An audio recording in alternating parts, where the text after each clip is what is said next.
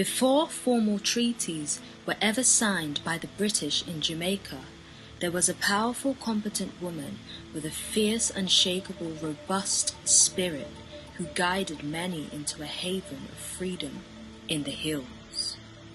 Her name was Queen Nanny of the Maroons. Nanny was born around the year 1686 in the Gold Coast of Ghana among the Ashanti people, a significant kingdom. She is said to have come from a ruling class and a respected lineage, where she was schooled on spiritual practices, holistic medicine, and leadership. Like many, many others, she was woefully captured and forced into slavery. The transatlantic slave trade, to be exact. In due course, arriving in Jamaica, one of the many islands where this took place.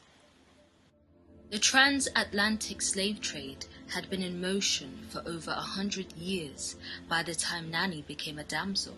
However, Nanny and her brothers were not planning to be a part of it for very long. They had heard about maroon villages in the Blue Mountains. Long before Nanny, enslaved Africans escaped into the mountain and formed these independent communities called the Maroons. Slaves communicated with each other. It was essential for their survival.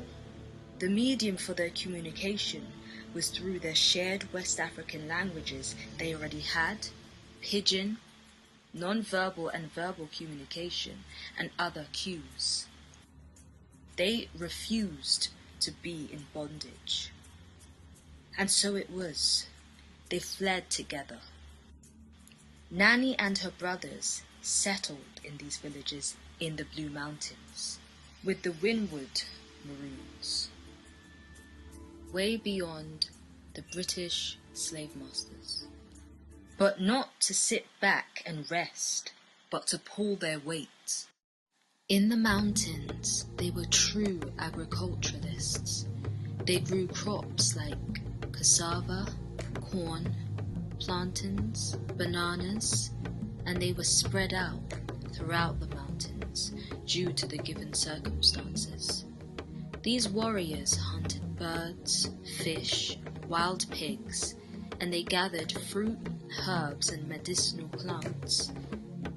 And they would take livestock during raids